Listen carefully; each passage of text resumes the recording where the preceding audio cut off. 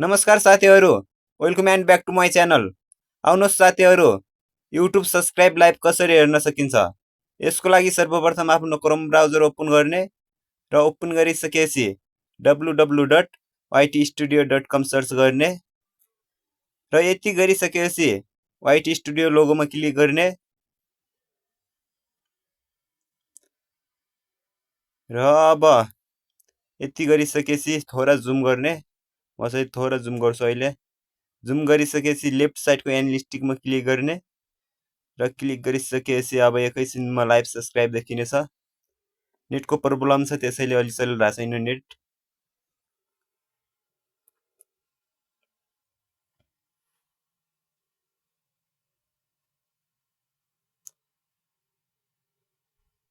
अब एकैछिनमा चाहिँ देखिन्छ।